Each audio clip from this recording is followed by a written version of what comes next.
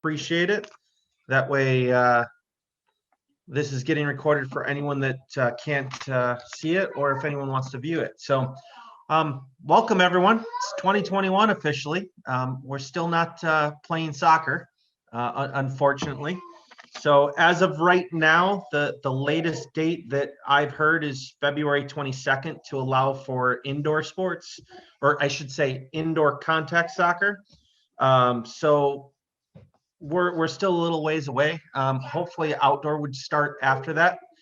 For those that have not recertified, let's get on that, please. I know that there's only a couple classes that are left online, so that way we don't miss it.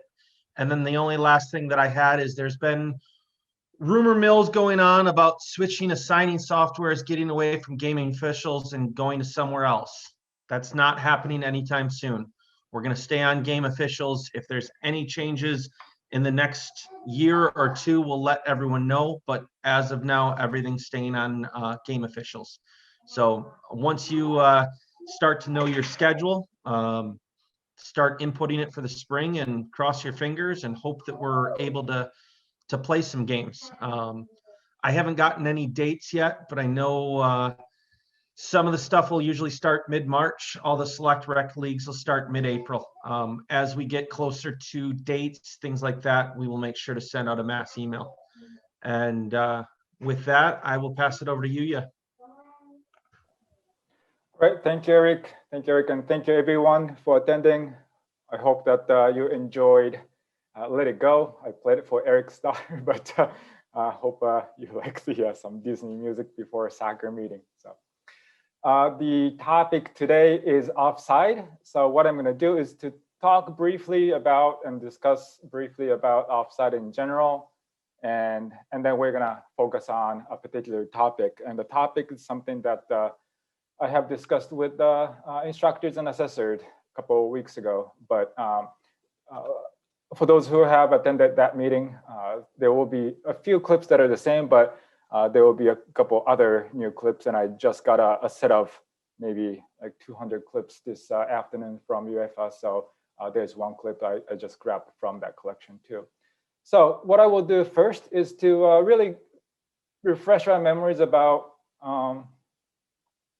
our Offside. So the topic today is Offside. So you should be able to see my screen now.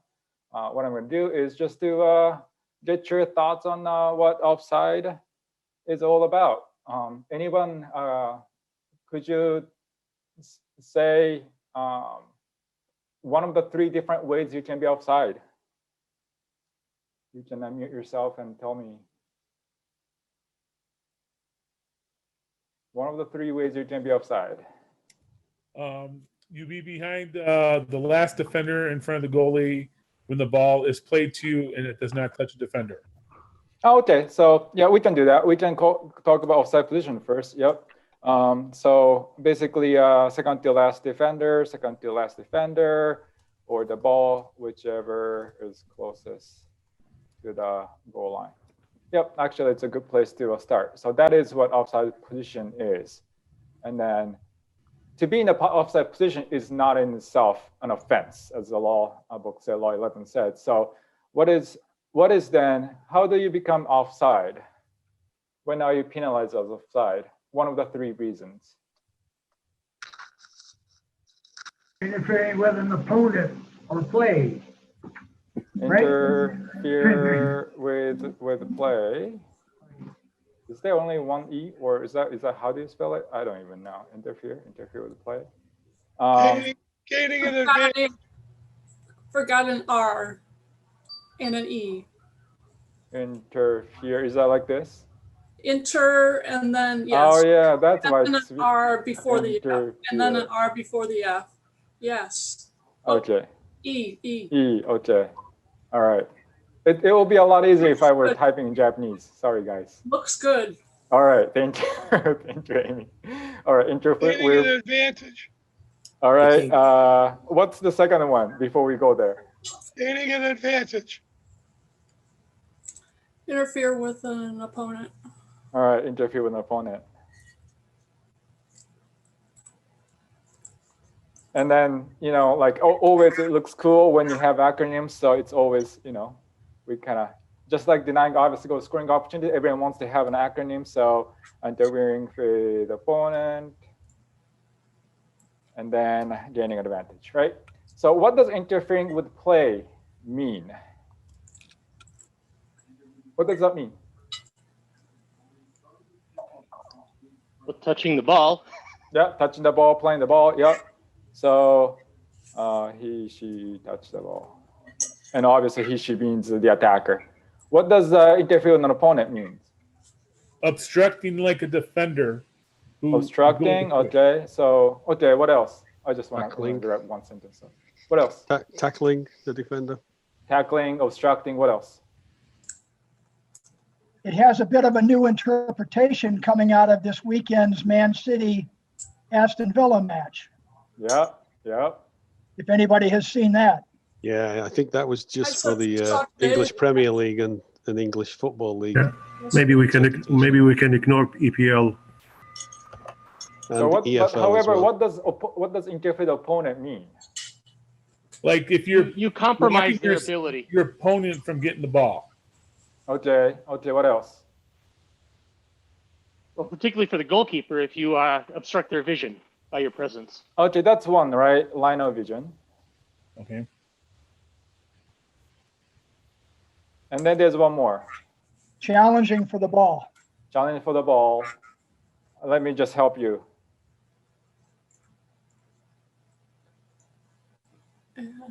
Obstructing the opponent's ability to move. Impeding. Amy, impeding is close. IMP. Obstruct. No. Impacting on the opponent's ability to play the ball. Impact. Getting in their way. Impact. That's what I was looking for. Oh, impact. Impact, right? And then gaining advantage is basically interfere with play plus deflection, right? So it's very similar to that. So we're gonna focus on this piece today. Our focus is on this piece. Interfere with opponent, and we're gonna be done in an hour. But if Larry wants to talk about the EPL example, I got some info from PGMO this afternoon, so we can talk about that on the latest nuance about it from last week. But we're going to focus on the second one.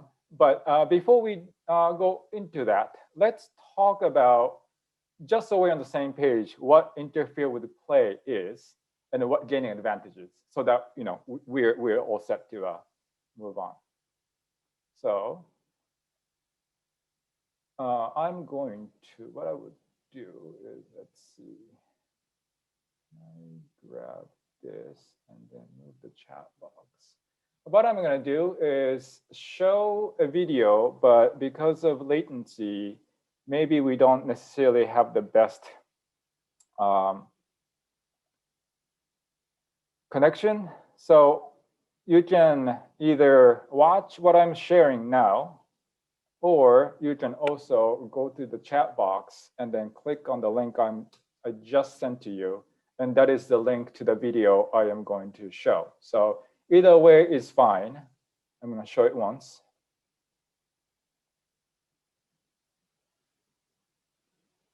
Now, if it's glitchy, that's all right. You gotta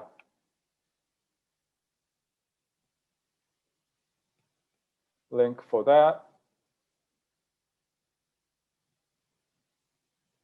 Basically, we are reviewing what interfere with play means. Right. So interfere with play means this green player here is in an offside position. He receives the ball from his teammate, even though he was in the offside position to begin with. So that's what interfere with play means. And then gaining an advantage means basically deflection would interfere with play. And then if you want that video, another second link that's in the chat box is this gaining advantage video.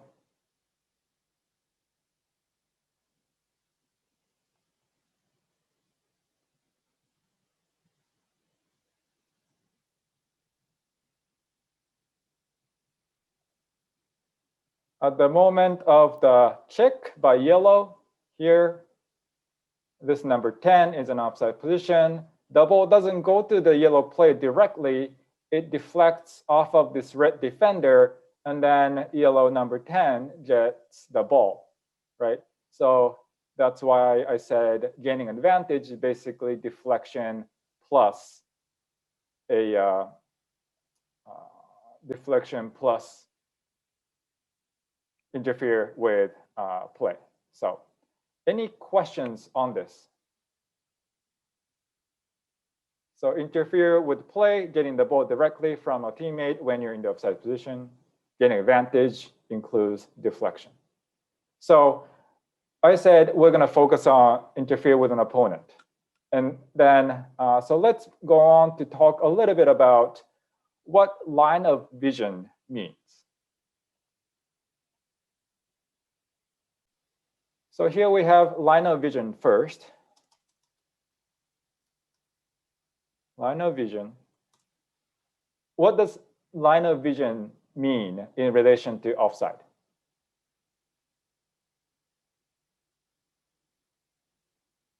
Somebody said it earlier. It's against involving the goalie being blocked from being able to see the ball.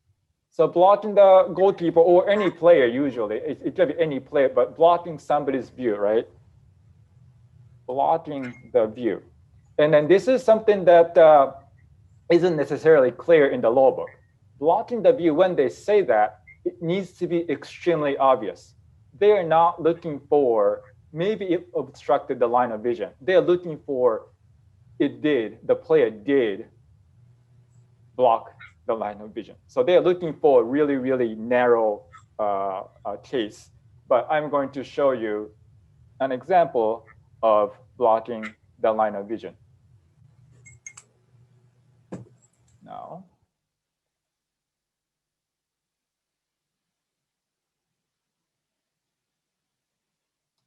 it's in the chat box.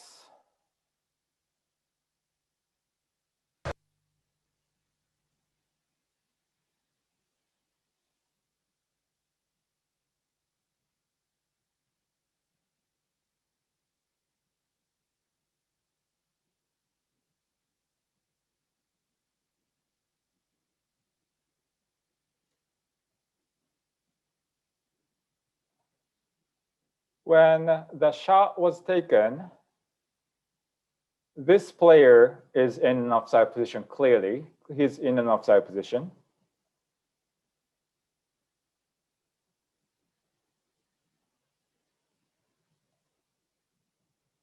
And when the shot is taken, if I can pause it really well, when the shot was taken, let's see.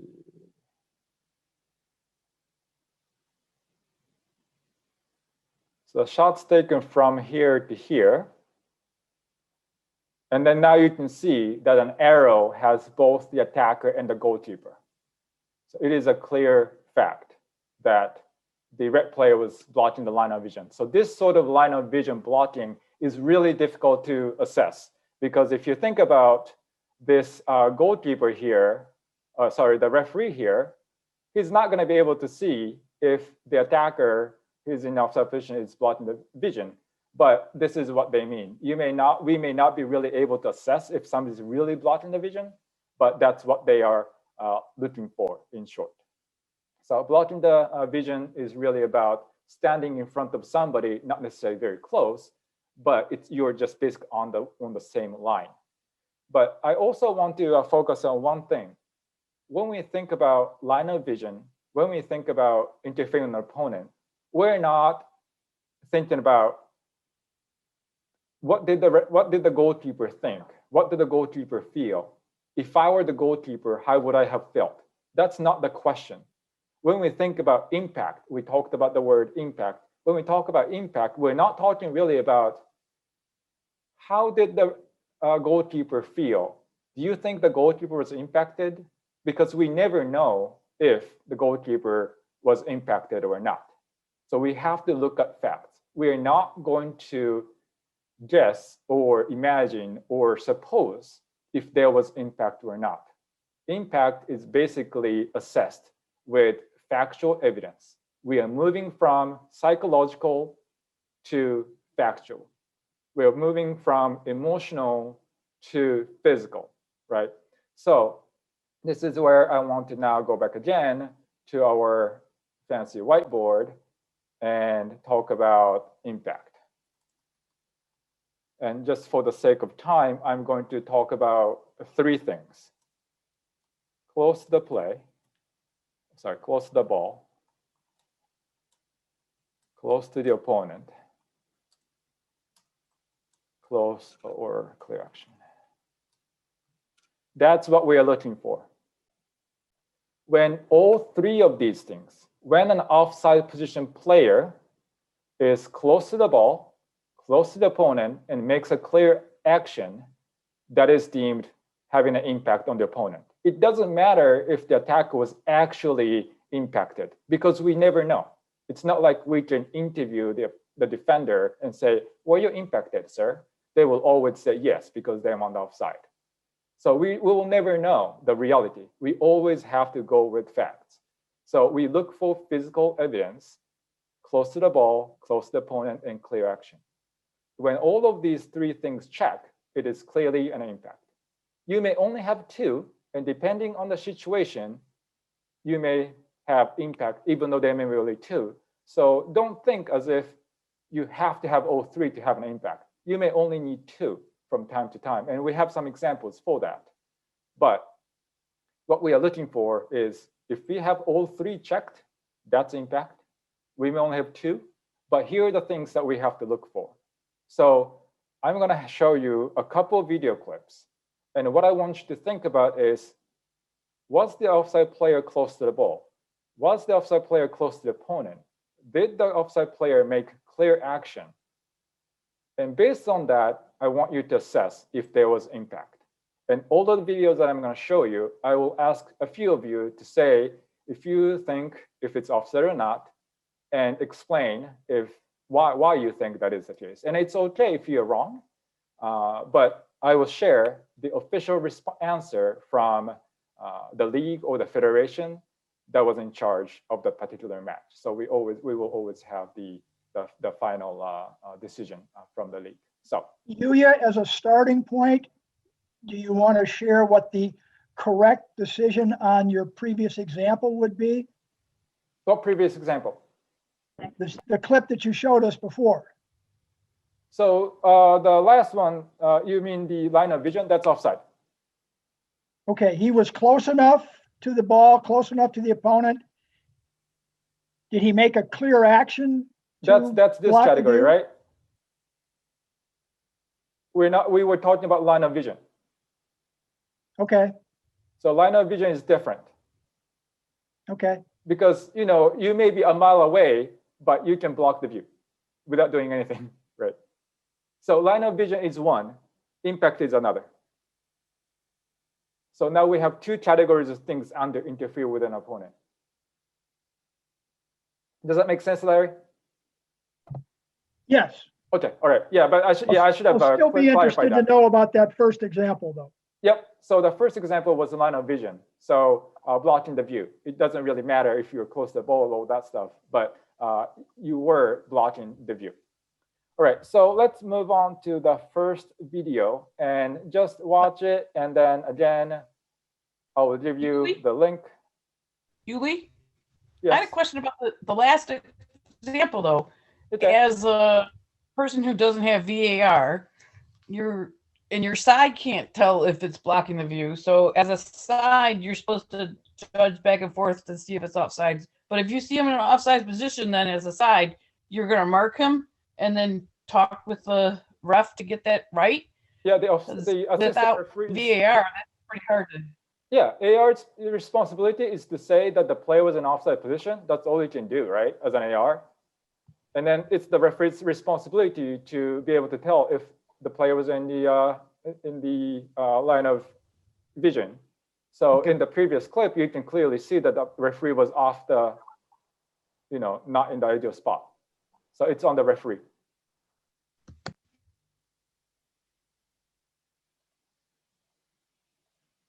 All right. So this is video 1 in the chat box. And also, this is video 1.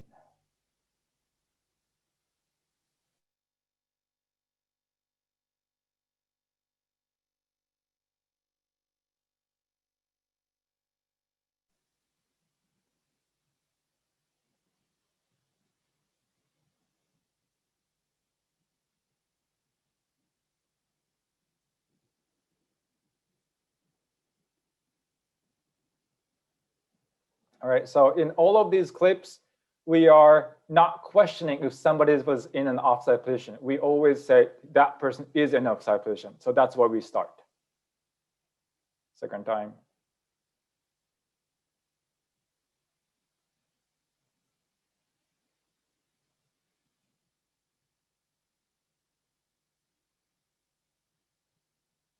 That's when the assessment is happening. This guy is the one in question. He never touches the ball. He never touches the ball.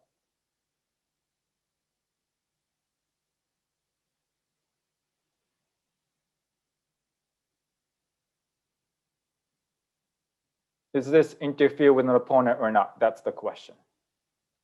Yes, interfere with an opponent. All three are met.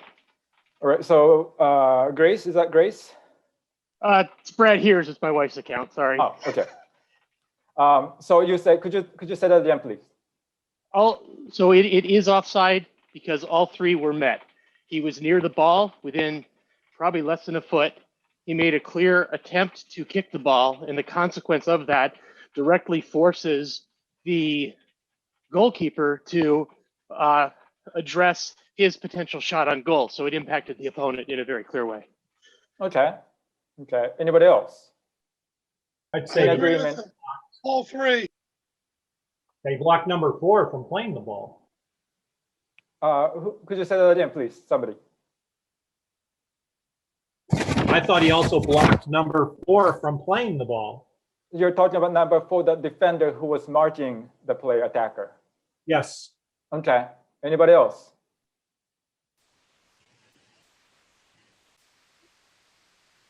Are we all good that this is offside? Are you sure? No, I think it'd be a goal. They're given every day, every day of the week in professional leagues. What is that? Tries to make the ball, but doesn't do it. But both players are just running in to try and get to a ball they would never get to anyway. And they don't touch it. Either the attacker doesn't touch it. They go straight to the other player who's in the onside position and scores. Okay. Good goal. I agree with that. Didn't touch the ball, and they were, you could argue if you kick a ball over someone's head, if they jumped, they could get it, but they didn't. How is that different? They didn't impact the play.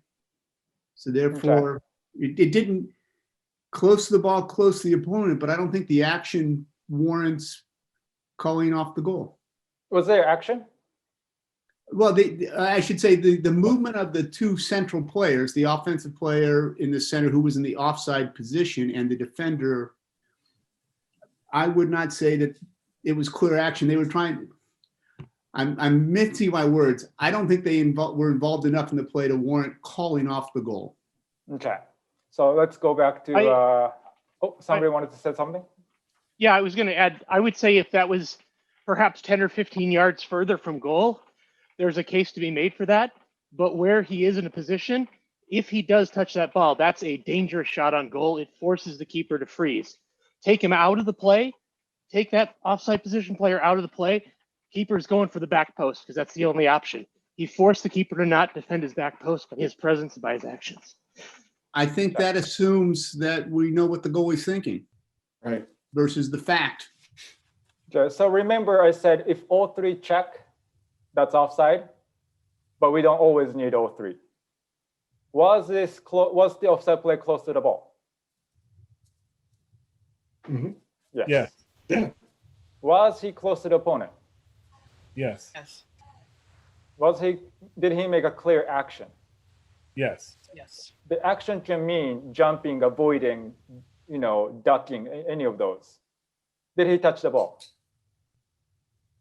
No. So he didn't touch the ball, so it's not interfere with play, but the other three hit.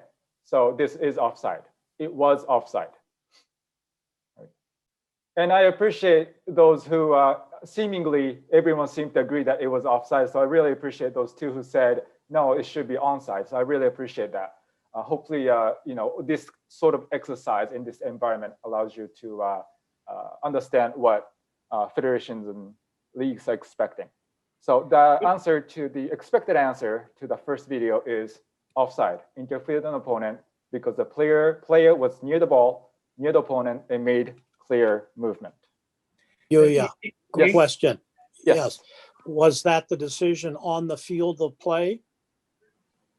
So that's the hard part because at that level, you always have to allow the ball to proceed and let them score.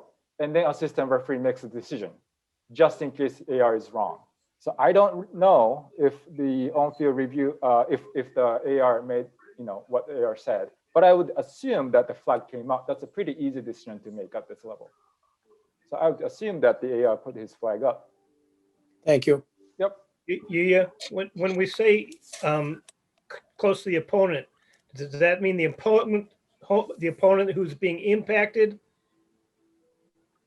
Right. So actually, that's a very good question because in this example, they're saying it impacted two players, both the defender and the goalkeeper. So even if there was no defender there, they would argue that there was impact because the proximity to the goalkeeper is there enough, right? So there is this subjective judgment that we have to make, but that is a very good question. But in this video, they just argue even without the goalkeeper, the player had impact on the defender as well. Is there a guideline for what close means? Nope. Mm-mm.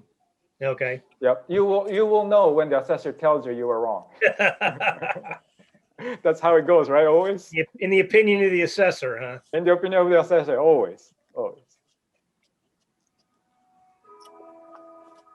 All right. So just put your flag up on that one. All right, here's a second video.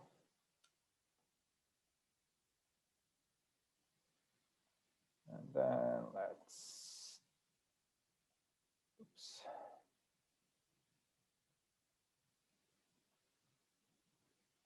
Here's video number 2.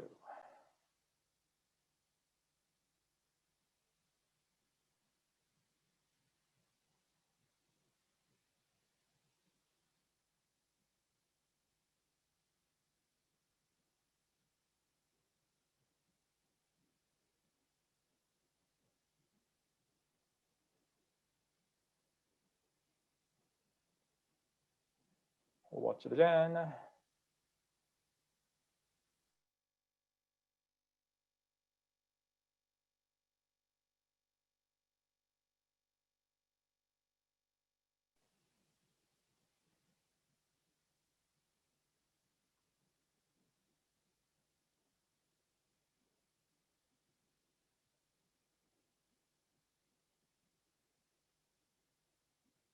All right, so here in this one, this player who is clearly in offside position never touches the ball, never touches the ball. It is this guy who gets the ball and who scores. So he gets really close to the ball, but it's actually him that touches and plays, scores. This guy never touches the ball. All right, so what do we have? I don't think that's offsides. No offside? Because the offside position player only impedes his own player, if anyone. He doesn't impede a defender, goalie, or anyone because the ball's in the same area. So I think that would be a good goal. Okay. Good goal. Good goal. Agreed. What's a good goal? Was taking a shot. He raised his arm, and he was in a very close proximity to the ball. I would have been confused as a keeper. So anybody who says it is offside? I would say it's onside. Yeah. Onside. Okay, onside. Anybody who says this is off? Yeah, I would consider it offside because the keeper and the defenders don't know which player is going to play the ball. Okay. So you see the impact on the either the defender or the goalkeeper. Right. Okay. Yeah, he looks like he's about to take that shot. I mean, I don't think that even matters because both the attackers are on the same spot. So it doesn't really matter which one gets it because we're both in the same position, so it's not going to impact the play. Okay. Okay. It's not like, I don't see how that really matters in this situation. All right, so I'm gonna share screen again. All right, so this is a moment of the pass, and I'll play it a little more here.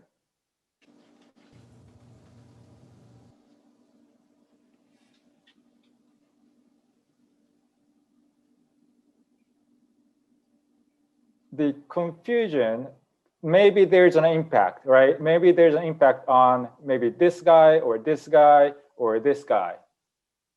But the way you look at it, if I just give you the answer first, this is onside, good goal. This is onside, good goal. The reason is, yes, the player is close to the ball and then makes clear action.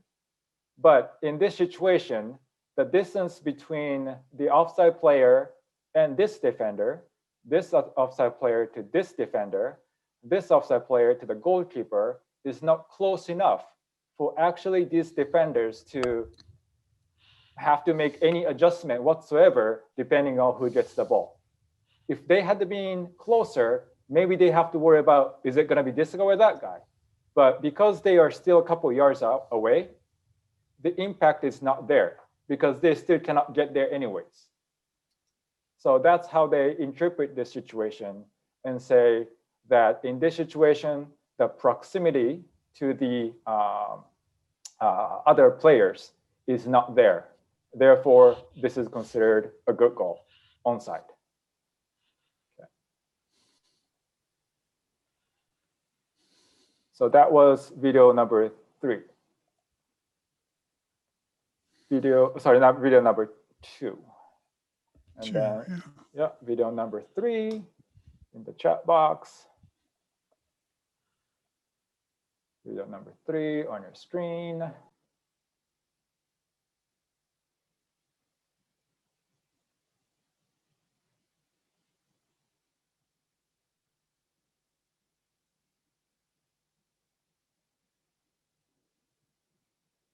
Offside position.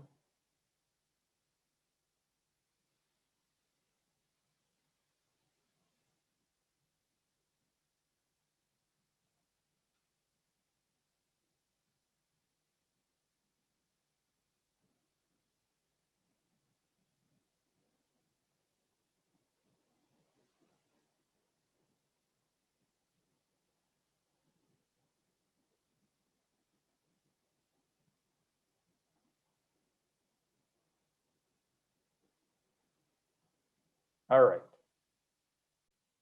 What do we have?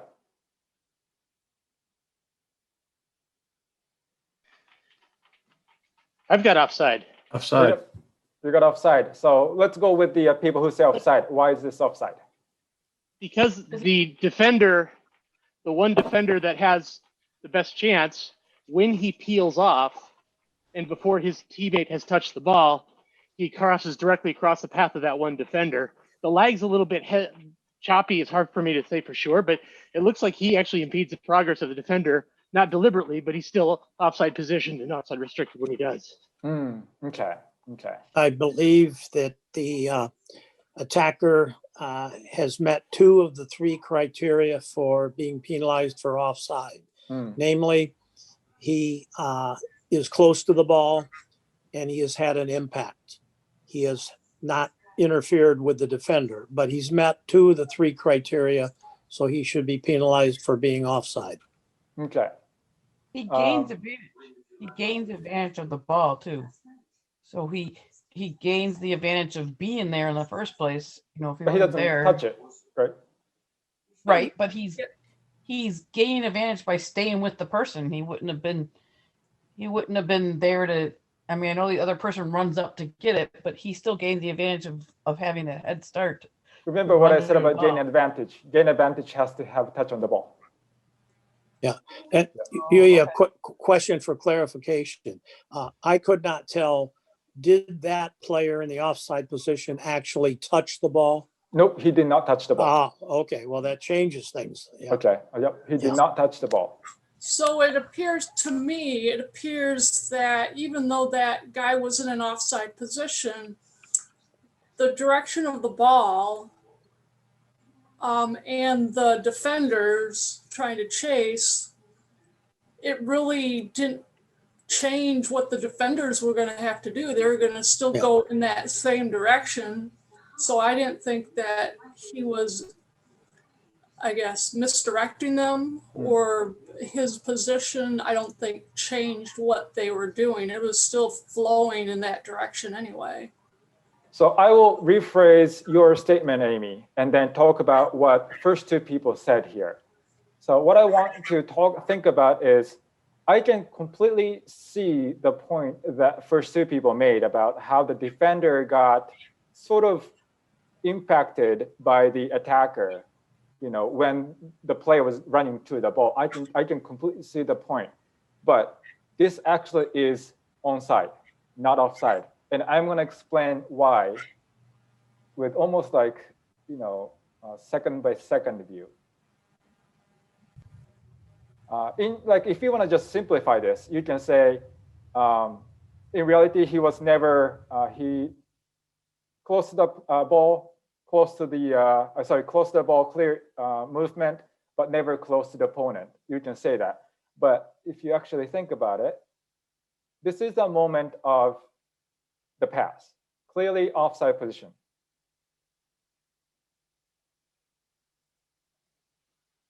You can probably argue that around here, just between these two points, right? Maybe around here, the offside position player is impacting the defender. But at this time, the attacker is so far from the ball, proximity to the ball is not there, right? So this guy cannot be penalized for offside yet. Maybe now the ball is close enough, so you have to think about, was he offside? Now you think about clear movement, yes. Near the ball, yes. But clearly there's no defender to impact. So you cannot penalize an attacker for offside when the ball is not even there, right? If the ball is not there, there's no offside. It's that simple. So in this situation, you have to think about when we can make a decision. We look at the moment of the kick. We look at the moment when the ball gets close to the attacker, not in between. Because you can be doing whatever you want with a defender while in an offside position. But if the ball is 50 yards away from you, you as an AR will never put the flag up. Like, think of a situation where you are an AR, and in your own half, there's an offside player who is just chatting and hugging a defender. But the ball is on the other half. You never put a flag up just because somebody's in the offside position, right? So it's basically the same situation. So in this case, you cannot call this action as offside because when he made those clear movement, when he was actually near the ball, there was no defender near him. When he was near the defender, there was no ball. So because of this, this ends up being not offside, even though there was clear movement and close to the ball. Anybody had a question? Yeah, so this, now that if you go back to that frozen, go back to the frozen image you just had, where maybe everyone's still seeing it. So I had thought he had not yet touched the ball. My case for offside was when that offside position player peeled across, I hadn't appreciated his teammate had already touched the ball. So I thought he was in the way of that defender. Yep. That's what the point out. But now that I'm seeing it frozen rather than flag, I see that he actually had already touched the ball. Yep. Yeah. That was the point I was trying to get across earlier. Okay. Thank you. I appreciate that. The other thing that I noticed in watching this, and again, the AR evidently puts the flag up early on it, but as the entire sequence played out, the ball was eventually kicked to a position where the goalkeeper had the opportunity to pick it up and distribute in whatever way he wanted. And then you have a potential decision, again, with the AR flag being where it was, would it have been more advantageous to give an offside if you're going to give one, and I don't think you should, where the AR signaled it, which again is a dubious call, or letting it go through to the keeper and letting the keeper then play the ball out in whatever way he thinks is most advantageous. Yeah, I mean, as a referee, just because your AR puts a flag up doesn't mean, I mean, you should, right? I mean, hopefully your AR is right, but. Yeah, I mean, the only concern that I would have is, you know, you can get to a situation where if the AR puts his flag up and I'm going to make the assumption there isn't a VAR piece to this. No. I mean, you can get the defenders and the goalkeeper to relax, and you actually created an advantage as the AR. Yeah, absolutely. Because you can almost argue that you know, AR had an impact on the maybe the AR is the offside one. Almost. Right. Yeah. Yulia, when we talk about a clear action or clear movement, we're not just talking about chasing the ball, are we? We're talking about a swing at the ball, an attempt to play the ball, something that could either freeze an opponent through deceit or trying to get to the ball and not being able. Yeah, anything. Not just chasing. Yeah, that's why I said clear movement, clear action. I didn't say clear attempt to play. Ducking, trying not to be offside. You know how some players jump not to be offside to avoid the ball? That's clear action. Right. Yeah, good point, Mike. All right. Video 4.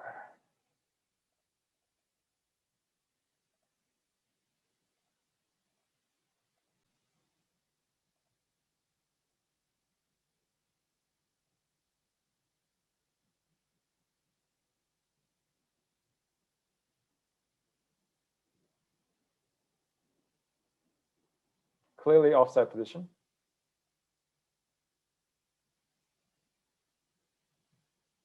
Now you're thinking, wait, that's not that close, but maybe close enough, or is it not close enough?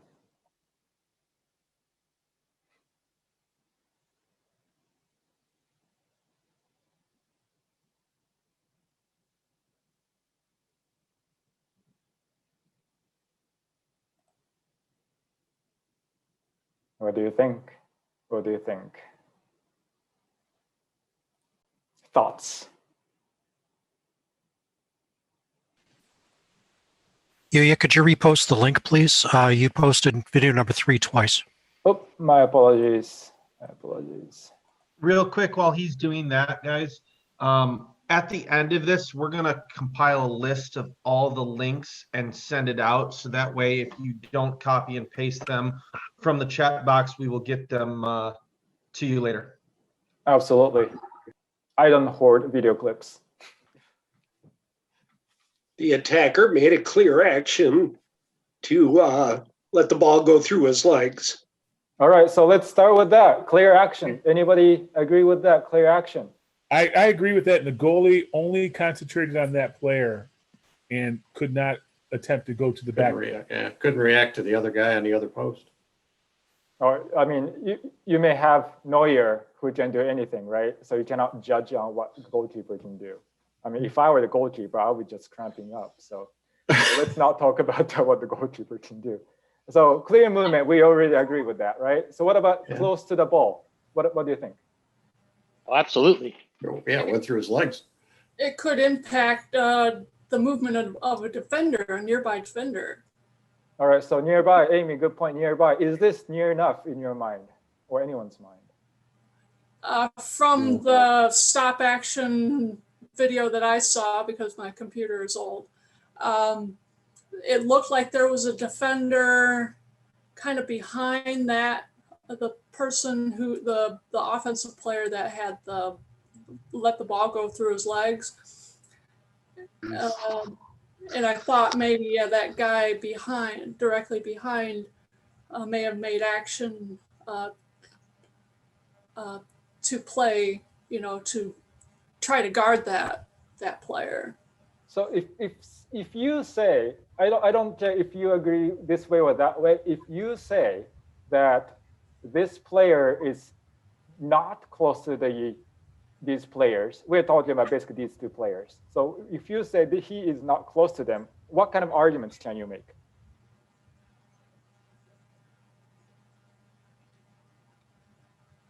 More than 1 yard? In terms of the defender's not in a position to play the ball. So to me, the red defender is not at issue. Perhaps the goalie, but not the red defender. Okay, let's go I with the think goalkeeper. It's only the goalkeeper, and actually that's enough for me. But if there is an impact, it has to be on the goalkeeper. Nobody else is close enough to be impacted in their decisions. So in this situation, what we have to think about, okay, then we can really go with the goalkeeper here. Right, so we got this guy and then we got this guy, right?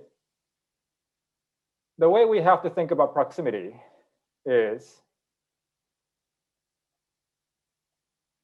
if this guy stops the ball and takes a shot, would that be like a scary situation for the goalkeeper versus letting him go? If this guy was here, then it's a whole different story. But for this goalkeeper, this is not really reading into what the goalkeeper can do or can think, but this is just a mere fact of this sport. When a shot is taken on top of 6 versus when a shot is taken 12, 14, 15 yards out, there's a significant difference. When a shot could be taken here versus here, this goalkeeper has to make certain adjustments. That is just simply a fact of the game. So this is why this is considered to be close enough. Again, if this player was farther out, it wouldn't be considered as close enough to at least to the goalkeeper, maybe for other players. But in this situation, this is considered close enough. Therefore, this becomes offside. This actually checks all 3 boxes. Close to the play, clear movement, and close to the opponent, the goalkeeper.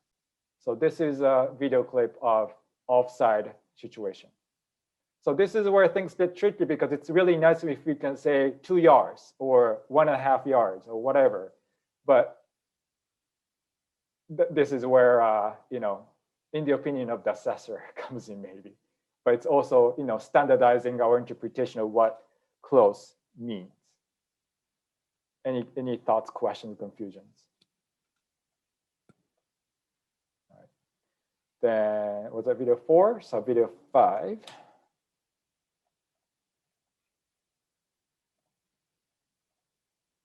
So switching the continent.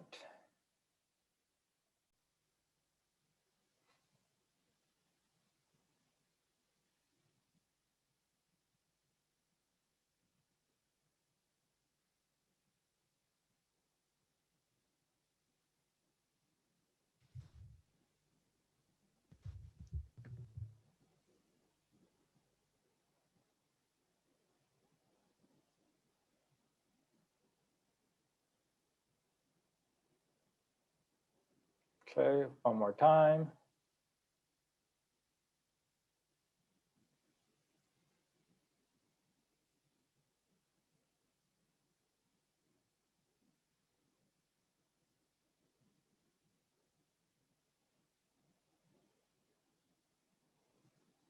This camera angle may make it look like this white player actually is not offside position, but with the 3D, you can actually tell that he's offside.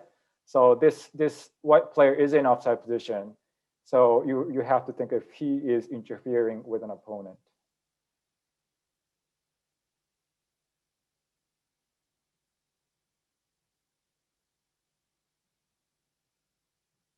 So he is offside.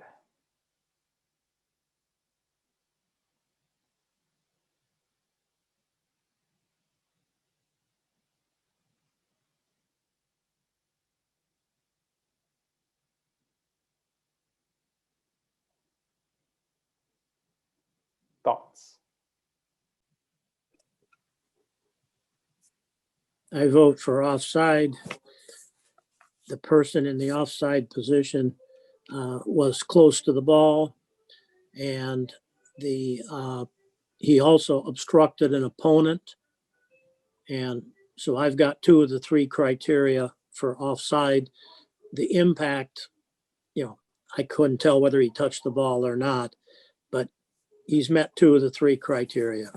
So offside. he didn't touch the ball, and the impact is not interfere with the play. So Tom, good point about what you said before that. So let's go over the list. Was he close to the ball? Close to the ball. Yes. Yes. Yes. Close to the opponent? Yes. Yes. Yes. He actually screens the opponent. Screens the He opponent. obstructs Yeah, very close. I mean, he's actually touching the opponent. Right. You can't be closer than that. Did he make clear movement? Yes. What does that mean? He's offside. He's offside for what reason?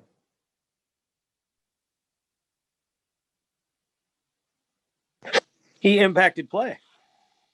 Which means 1 out of the 3, which reasons that IWO, IWPGA?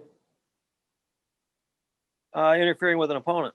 Interfering with an opponent, correct. Interfering with an opponent. You have to pick one, right? Always interfere with an opponent. So great job, guys. Great job. I have something to add to this. Sure. So what you're saying, when he screened the opponent, that was off of the flick from the other attacker. And when that person made that pass, he was no longer in offside position. If you watch the video carefully. Let's see. Because there's an outside defender that drops back farther. At least from how I was looking at it. So there's this. So this is the moment of the last touch by the attacker. The person who's flicking it? The number 10 is flicking it. Oh, okay. Yep. Okay, then yeah, it's offside. Yep, no problem, no problem. Yep, all right. And then now we have 2 more videos, if we can make it. All right, video 6.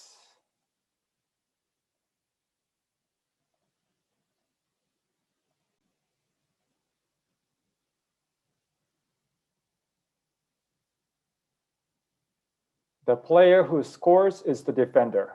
It's an own goal.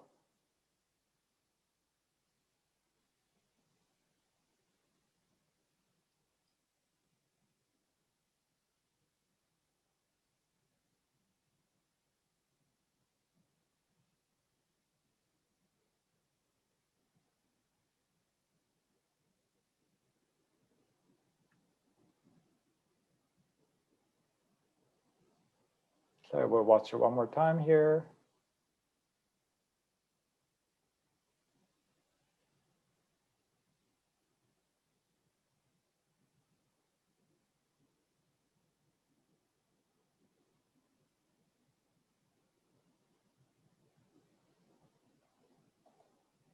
All right, so this player in the middle, it is this guy. It's this player who is in the offside position.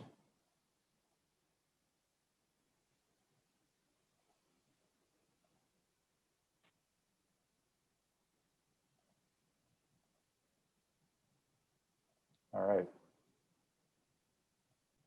What do you think? Guilty of offside. Guilty of offside. Why is that, John? He impacted 2 different players. He was close to the ball and he took clear action. Close to the ball, clear action. Okay. And That's he was close to 2 different players. And Yeah. in my opinion, interfered with 2 opponents, not just one. So that makes it direct free kick? Just kidding. Just kidding. It's always indirect. But yeah, two opponents. Anybody else? I don't think that the player in offside position impacted the player who headed the ball at all. The player who headed the ball had focus only on the ball. How do you know? You can see by his head position that he's looking at the ball, following that. with only the thought of heading the ball away if he can. How can you know that that's what he was thinking, though? Well, I don't know that's what he was thinking, but to me it was factual that he was focused only on the ball. If he was focused, then that's factual, but how can you check that it's a fact? He makes no effort to stop his play. He makes no effort to cover the attacker in any way. He doesn't do anything other than attempt to play the ball in his movement. Okay, so you don't think he's impacted because he doesn't do anything in relation to the attacker who's in offside position? Correct. Okay. He went up in the air to block the other guy's header. Could you say that again, John? He went up in the air to minimize the header from the attacker. Therefore, the attacker was interfering with play. So this is the moment, right? So was the offside position player close to the ball? Yes. Yes. Close to the opponent? Yes. Clear movement? Yes. That's it, right? We don't go anything beyond that. 3 boxes Don't need checked. to go any beyond that. If it's only 2 boxes, we may have to think about other things. 3 boxes checked, we don't have to worry about anything else. 3 strikes and you're out. Pretty much. I don't really know baseball too much, but I know that much. Hey, Yuya, my question is, Yes. if you are the AR in this case, and you're confident that the player is in an offside position, but you're not confident the rest of the factors come into play for the offside, what do you do? Do you raise your flag anyway? That's a great question. So US soccer standard mechanics is when the player is guilty of gaining advantage or interfering with a play, you put your flag up. If you're suspecting interfere with an opponent, you stand still. No flag up, not running up the goal line or touch line, you just stay there. Like in this situation, goal is scored, because that signals that something is not right because you're not running up the touch line. Something is not right. But not to the point that you put your flag up. When you put your flag up, that's either gaining advantage or interfere with the play. So that is the standard signal for US soccer. All right, thank you. Yep. Again, Yuya, I would ask, what was the ruling on the field? Did the referee indeed honor the AR's flag for offside Yes, he position? did. Yes, Okay. he did. Yep. So they disallowed the goal. They disallowed the goal. Thank you. Yep. One last video clip, 7th clip. And because you have seen 6 video clips, you're an expert on this already, so it's gonna go real quick.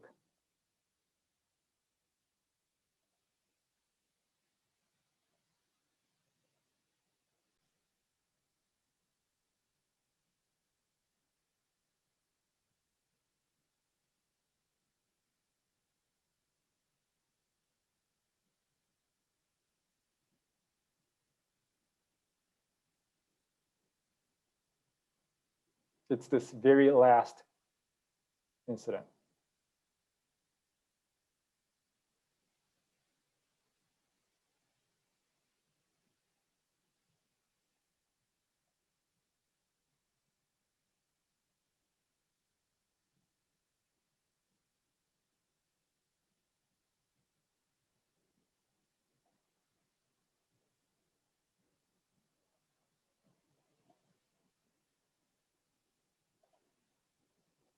So at this moment, the player who jumps is not touching the ball. So we're not talking about interfere with the play. He is not touching the ball. And this is a very nice view from behind the goal.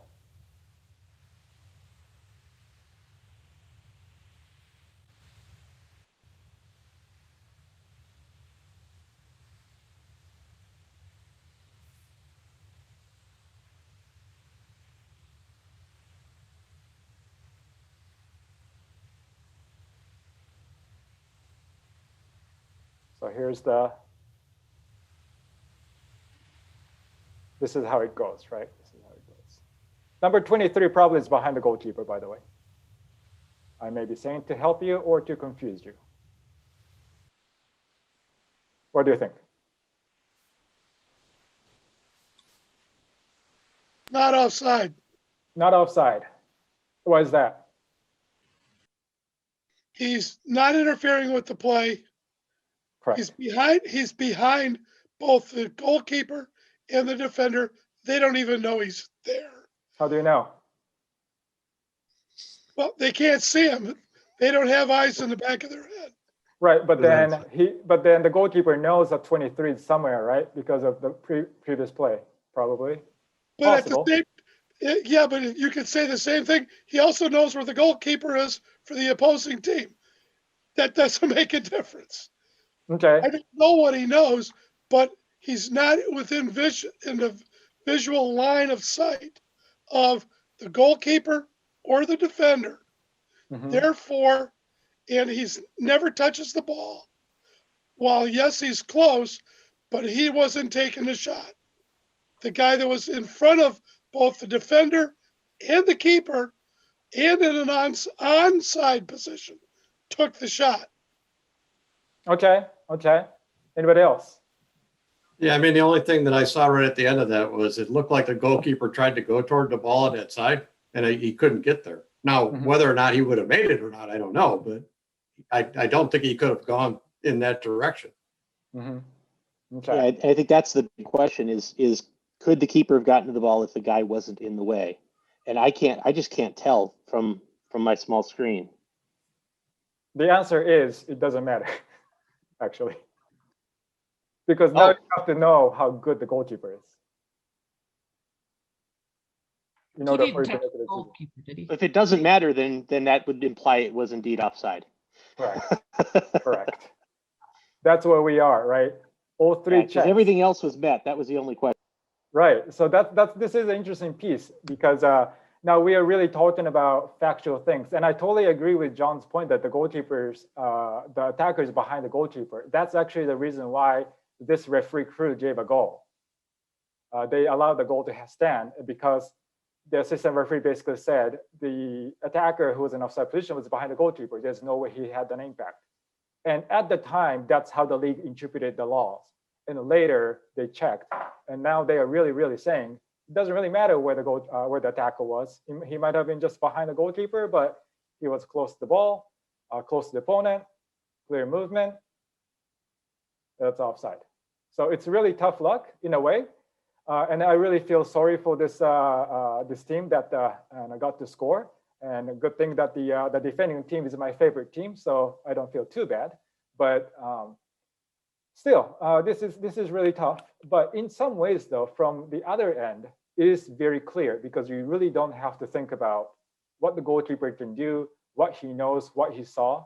It's really factual, and they are trying to standardize this. So the ruling on the field was goal. However, this was an incorrect decision because this is offside. So, hey, Yuya, one question. So, like we mentioned earlier that you want to stay still as an AR if you're not 100% sure, and your referee maybe has a better angle at it. Mm-hmm. Should you put your flag in front of your belly or something like that to get the attention of the ref to discuss it, or what do you think? What would be the best since we don't have VAR on our end? If you want to talk, not the fact that you're not moving up the touchline in itself is a signal, because a lack of signal is a signal, right? And then if you want to have that sort of signal, you can for sure discuss that before the game. But as far as US soccer or FIFA standard procedure is concerned, not moving up the line indicates something is not right. So the referee is encouraged to go talk to not really encouraged, they have to go talk to the AR. Okay. Yep. Thanks, Julia. I understand what you're talking about now. Mm-hmm. Now that you've said that, yeah, offside. I'm glad, John. I'm glad. I'll put you on this game next year. So Eric,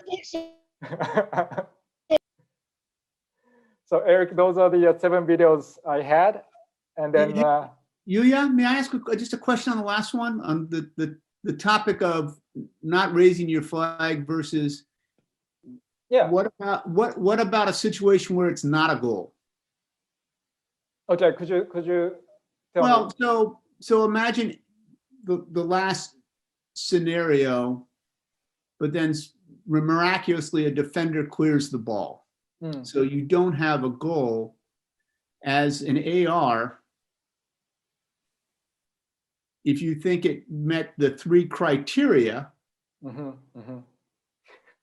That's hard, isn't it? Well, help me think through it. So it's really hard. So there are a few things that you can do, and then there is no standard like procedure from USAC on this because they expect the goal to be scored in a way. But 2 things I would say.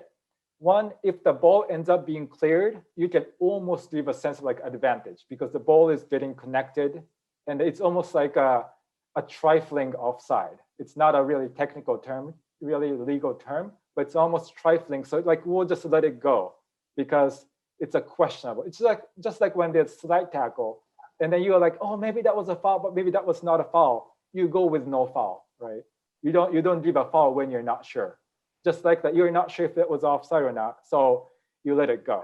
That's one that I suggest. The other piece is, if you think that's offside, put your flag up and give it to the referee, because the flag simply means there was an offside player.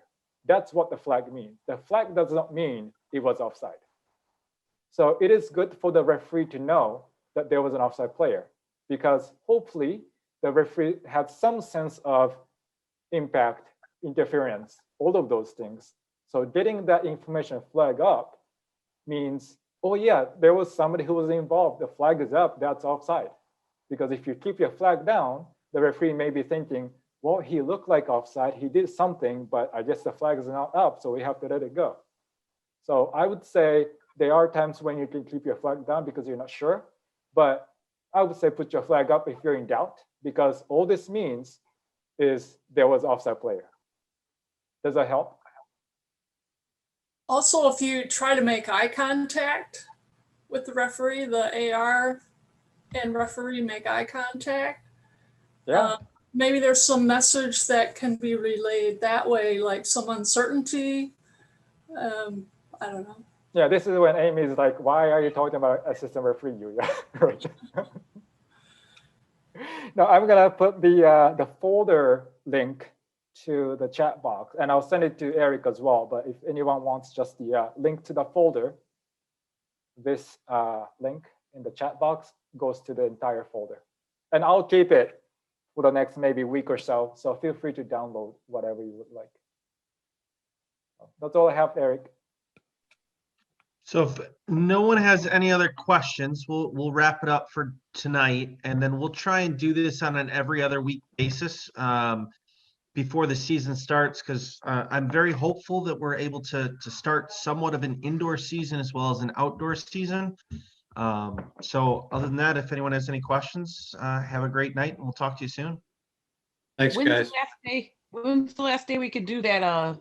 If we had our certification last year, we have to go through something. When's the last day we can do that?